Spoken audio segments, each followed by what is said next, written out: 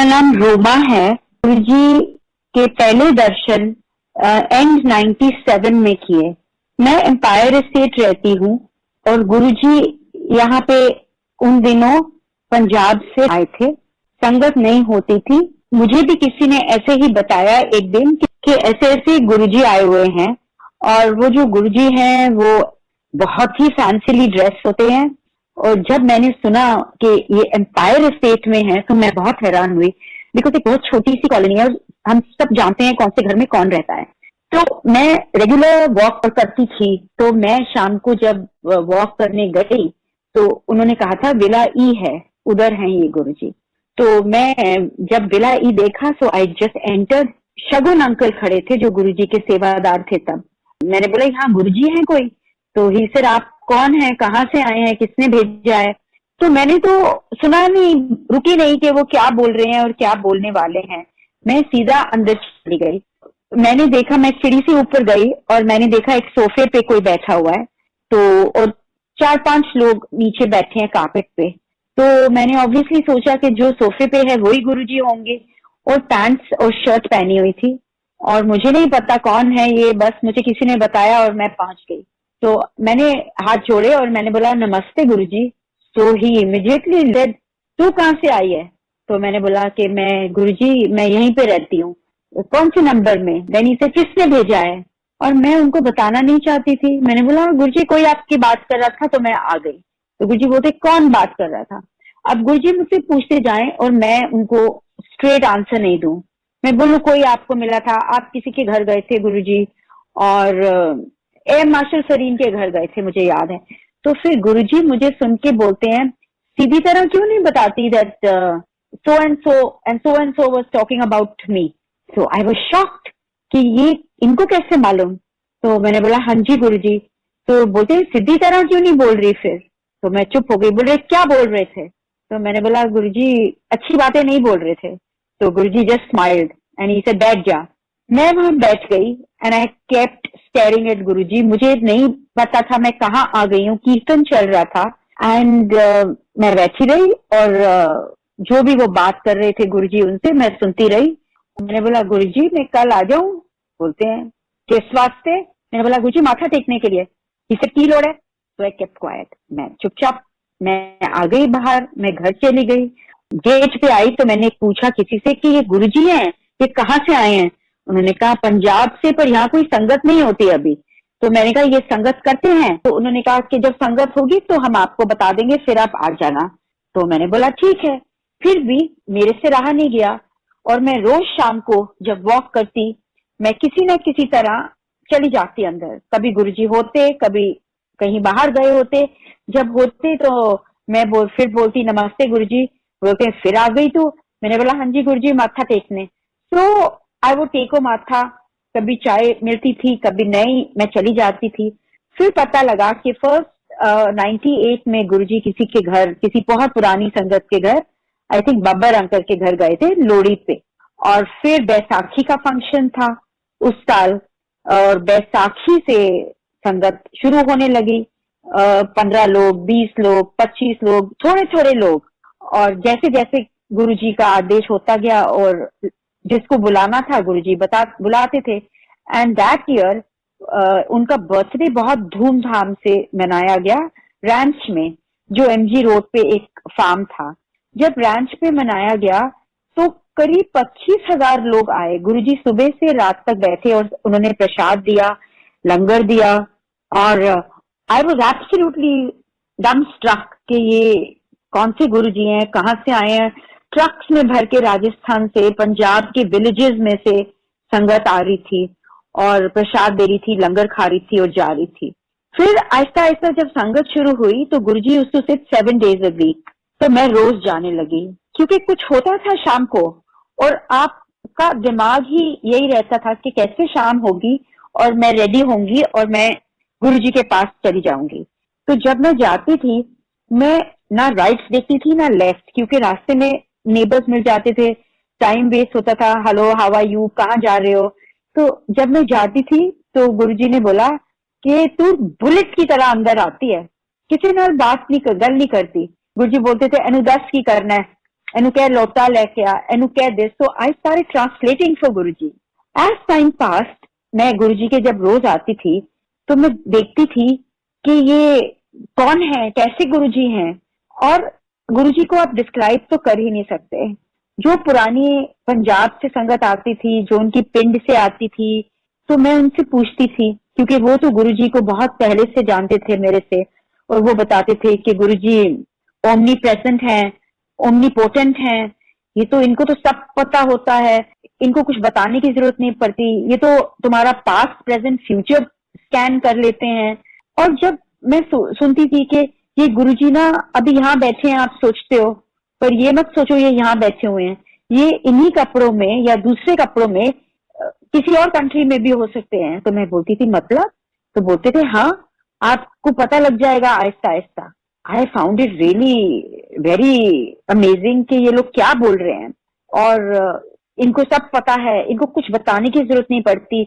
आप क्या कर रहे हो, कहाँ जा रहे हो, किससे बातें कर रहे हो। एंड ये दोनों चीजें आई एक्सपीरियंस। मैं देखती थी जो भी गाड़ी खरीदता था वो गुरुजी के पास कीज लाता था कि गुरुजी मेरी कार की कीज है, न्यू कार है, ब्लेस कर दो। तो मैंने भी नई गाड़ी खरीदी थी और मैं भी सोच रही थी कि मैं चाबी लेके जाऊंगी। पर उससे पहले क्या हुआ कि एक दिन जब मैं बच्चों को स्कूल छोड़ने बस स्टॉप पे जा रही थी, और मैं अभी गुरुजी से कुछ महीने पहले ही जुड़ी थी, तो मैं जा रही थी जब, तो मैंने पक्का गुरुजी को देखा है। सुबह 6:15 का टाइम था और मैं इनको अंधेरिया मोड़, इनका बस आता था तब, मैं छोड़ के आ रही थी और मैंने देखा एम्पायर स्टेट के गेट पे, मैंने देखा गुरुजी को और मैं बहुत एक्साइट हो गई। मैंने सोचा ओह, ये मैं नई गाड़ी है, लोग तो चाबी ब्लेस कराने आते हैं और मैं तो गुरुजी को देखा मैंने। तो मैं जल्दी से गाड़ी में से निकली। सुबह कोई नहीं था, it was an early morning, winter morning, थोड़ा थोड़ा फॉग था। और मैंने गुरुजी को माथा टेका। गुरुजी कहते कहाँ से आ रही है? तो मैंने बोला गुरुजी मैं बच्चों को बस स्टॉप छोड़ के आ रही हूँ। तो ही सर अच्छा मेरे को अंदर ड्रॉप कर दे। तो मैं ड्राइवर सीट पे थी और मैंने साथ वाला दरवाजा खोला और गुरुजी बैठ गए। मैं अंदर गई गेट के, मैंने विला ई के सामने गुरुजी को ड्रॉप किया और गुरुजी ने दोनों हाथ जोड़ के मुझे बोला नमस्ते, यू टर्न ले ले। आई वॉज वेरी थ्रिल्ड कि गुरुजी मेरी नई गाड़ी में बैठ गए, लोग तो सिर्फ चाबी ब्लेस कराते हैं।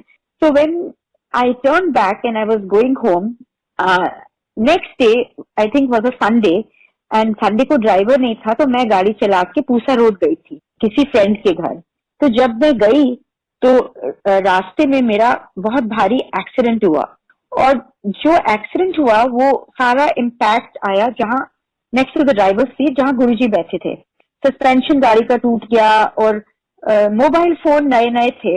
मैं भूल गई थी अपना फोन ले जाना, क्योंकि मेरी आदत नहीं थी तब सेल फोन रोज कैरी करने की। गाड़ी का एक्सीडेंट तो हुआ, बट आई सर ओ ये मैं कहीं कौन से गुरुजी के पास जा रही हूँ कि वो मेरी गाड़ी में बैठे और देखो मेरा कितना भारी एक्सीडेंट हो गया।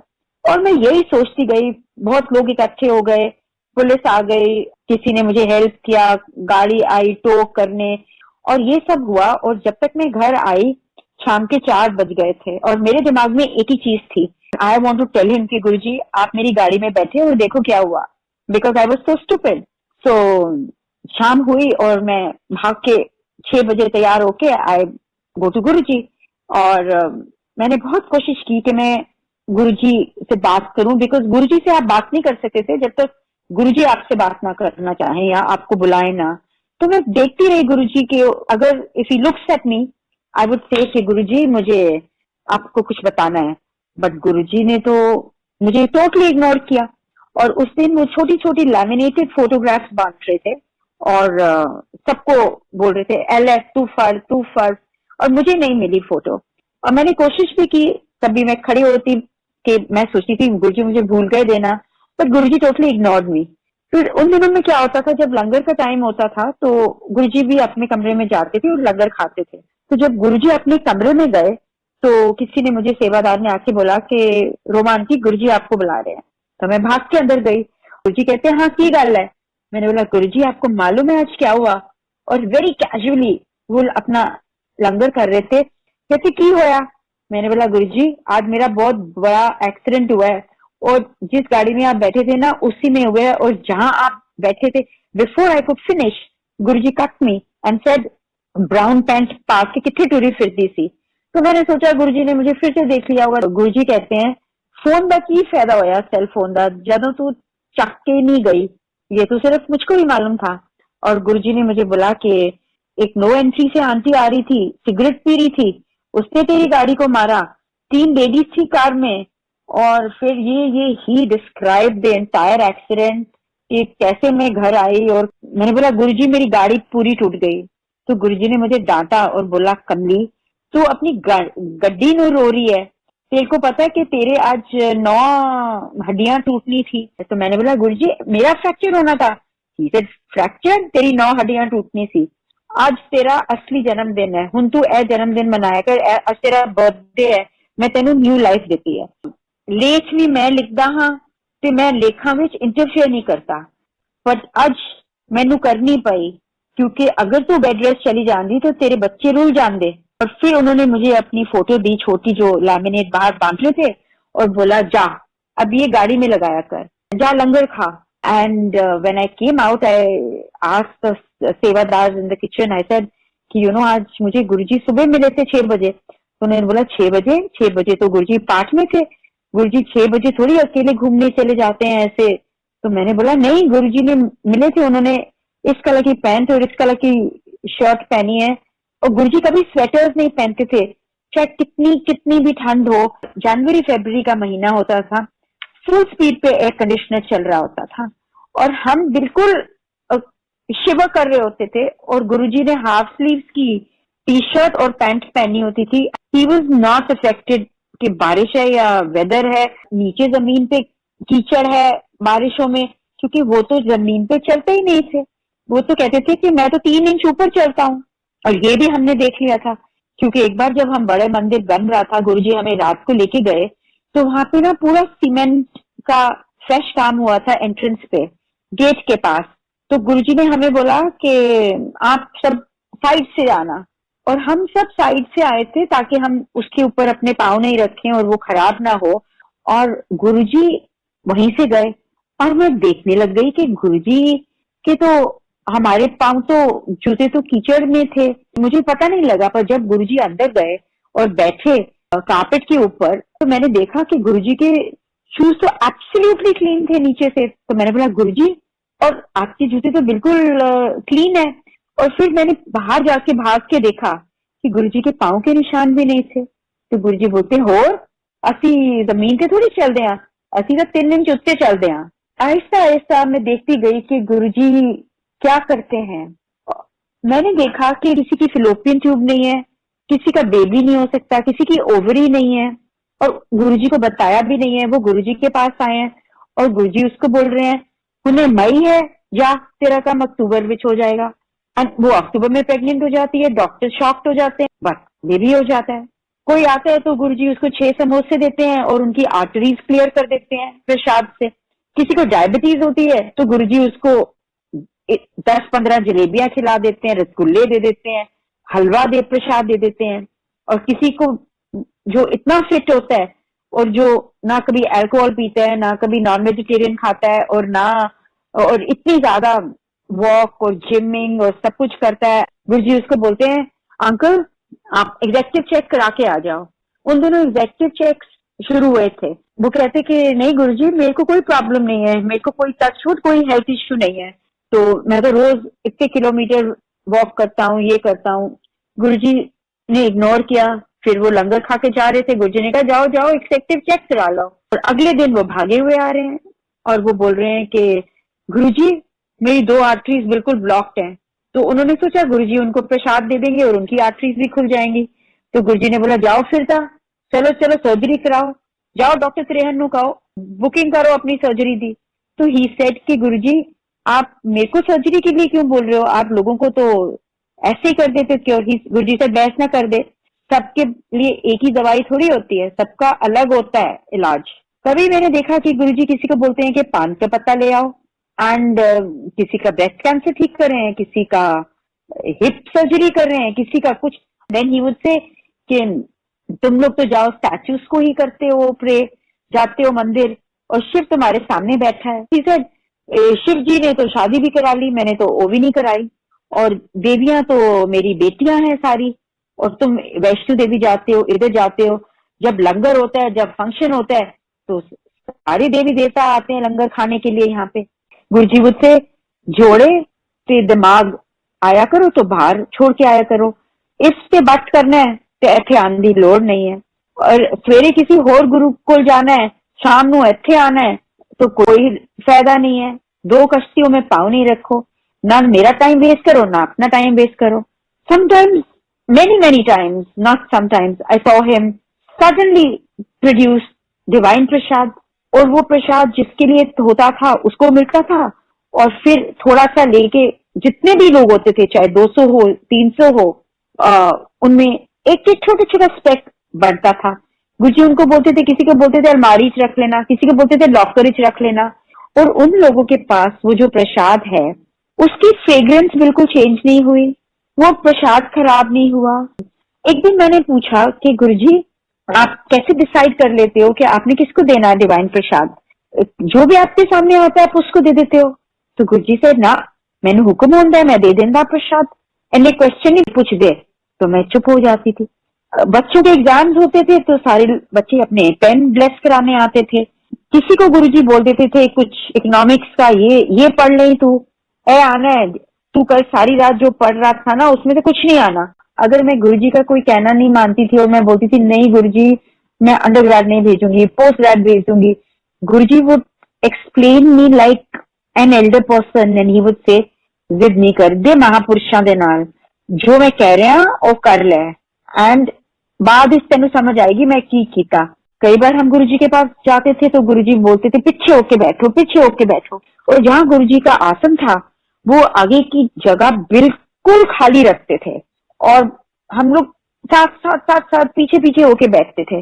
तो हमने बोला कि गुरुजी क्यों, हमको लगता था कि कोई आने वाला है उसके लिए वो जगह खाली छोड़ी है। तो गुरुजी कहते हैं कि मुझे लगता है कि तुम लोग अगर हॉल फुल होता है तो मुझे लगता है कि तो कीड़े मकोड़े मेरे ऊपर चढ़ रहे हैं, which was us. Guruji said कि मुझे आप लोगों की शक्लें नहीं दिखती, आप कौन हो, मुझे लगता है कि ये कौन सी जूनी में कितनी लाइफ टाइम्स के बाद आप आ रहे हो, क्या आपके कर्म है, और छोटे छोटे इंसेक्ट्स लगते हो हम मुझको। somebody was expecting a baby, उसने माथा टेका और उसने बोला गुरुजी मुझे ब्लेस करो, मेरी 3 डॉटर्स हैं। तो गुरुजी कहते होर, तो उसने कहा कि मेरे को ब्लेस करो कि मेरे को तो मुंडा चाहिए। गुरुजी उन दिनों में सबसे बोलते थे मुंडा चाहिए, चल 2 मुंडे ब्लेस करे, जा तेन मुंडा दिता। फिर वो लेडी चली गई लंगर के लिए। जब लंगर के बाद वो जा रही थी तो गुरुजी कहते हैं मैं कुड़ी ब्लेस करती, उसने कहा नहीं गुरुजी आप ब्लेस करो कि मुंडा हो। गुरुजी ने कुछ नहीं कहा, बोलो चलो पिक्चर खत्म, कल फिर आना। तो वो चली गई। तो गुरुजी बोलते हैं ऐसा मुंडा होना थी, मैं उधर सेक्स चेंज करता कि कुड़ी होगी। तो हमने बोला कि गुरुजी उसकी 3 डॉटर्स हैं, उसको तो मुंडा चाहिए। गुरुजी कहते हैं अगर उसका मुंडा होगा ना तो वो फिजिकली हैंडीकैप्ड होगा, तो क्या अच्छा है, वो सारी उम्र उसी में लगा देगी उसकी देखभाल में, इस वास्ते मैं कुड़ी कर देती। That lady was very upset when she had the baby because it was again a daughter, and when she came to Guruji, Guruji told her कि ऐसे होना था तेरे साथ, इसलिए मैं ये करा। एक बार मुझे बोलते हैं कि तुम ना मेरा सत्संग करियो इस पेंटर से। तो मैंने बोला गुरुजी ये पेंटर मुझे जानता नहीं है। तो फिर थोड़े दिन के बाद मुझे कहते हैं डिटेल सत्संग करी उदय नाल मेरा। तो फिर मैंने बोला गुरुजी वो मुझे जानता नहीं है, और अगर मैं उसको देखूंगी भी तो किसी फंक्शन में किसी प्रोग्राम में मैं कैसे करूंगी। तो गुरुजी फिर मेरे को इग्नोर करते। उन्होंने मुझे ऐसे 2-3 बार बोला, मैं भी भूल गई, एंड फिर गुरुजी ने अपना चोला छोड़ दिया। And many years after Guruji had left his form, मैं एक बार किसी के घर गई जहां पे ये पेंटर आए हुए थे डिनर के लिए, एंड एकदम मेरे दिमाग में ये बात आई। उस वक्त सिर्फ जो होस्ट और होस्टेस थे, ये पेंटर आए थे डिनर के लिए और मैं थी। तो मैंने तो इनको, I thought this is my opportunity, so I said you know I want to tell you about my Guruji. And he said बताइए क्या चीज। और मैंने इनसे कम से कम 1-1.5 घंटा बैठ के सत्संग किया, और उन्होंने बहुत बहुत ध्यान से सुना और बोला कि मेरे रिलीजन में भी ये चीजें होती हैं और मैं भी इन चीजों को बहुत मानता हूँ past life, present life, Karma. और आई सेड माय गॉड कि गुरुजी को पता था कि कितने सालों बाद में कहीं ना कहीं मुझे चांस मिलेगा कि मैं इनसे सत्संग करूंगी। गुरुजी को कुछ बताने की जरूरत नहीं पड़ती थी कि क्या है क्या नहीं। वो डांट भी देते थे तो उसमें भी उनका लव था। वो जैसे समझाते थे, जैसे बोलते थे, बताते थे, it's very hard to explain. जैसे जो जिस फील्ड का आता था गुरुजी उससे उसी तरह की बातचीत करते थे। किसी को गुरुजी बोलते थे जाओ गवर्नर साहब, तो वो बोलता था कि मैं तो I am not a governor, मैं तो कोई पुलिस ऑफिसर हूँ गुरुजी, और वो गवर्नर बन जाता था। अब गुरुजी ब्लेस कर देते थे या गुरुजी को दिख जाता था, या I don't know what is the interpretation. कोई आया, गुरुजी ने कहा जाओ आंटी तुम्हें चीफ मिनिस्टर बनाया, and she became a chief minister. So हम ये रोज देखते रहते थे in front of our eyes. और गुरुजी बहुत अगेंस्ट थे ये पंडितों के, ये फास्टिंग के, स्टोन्स पहनने के, chanting, past life regression and all these things, reiki. Guruji used to say कि ये सब चीजें पुठियां पै जांदियां ने, ते तुसी बस रब नू याद करो, दान करो, और गुप्त दान और गुप्त पाठ करो। और बोलते थे अगर तुम 5 मिनट भी अपने आप पाठ कर लोगे ना, दैट इज इक्वल टू, चाहे आप 5 घंटे या 10 घंटे किसी पंडित से पाठ कराओगे, जिस पैशन से आप अपनी अरदास करोगे वो नहीं कर सकता आपके लिए। और जो आपकी अरदास पहुंचेगी गुरु जी के पास या भगवान के पास, वो पंडित की नहीं पहुंचेगी। गुरु जी सबको बोलते थे कि मेरे से कोई असली चीज मांगने नहीं आता। प्रमोशन, ट्रांसफर मांगने आते हैं लोग, बच्चे मांगने आते हैं, मटीरियलिस्टिक थिंग्स, तो कोई असली चीज नहीं मांगना आता। एंड वी नेवर अंडरस्टूड कि क्या बोलते हैं गुरु जी, असली चीज, असली चीज। And then later we understood that असली चीज मीन्स कि अगर आप बोल दो कि मुझे गुरु चाहिए या गुरु मुझे अपनी चरणों के पास रखना, भक्ति दे देना, दैट कवर्स एवरीथिंग। एंड अगर आप वो मांग लो, देन आपको हर जगह मांगने की हर किसी से कोई जरूरत ही नहीं पड़ेगी।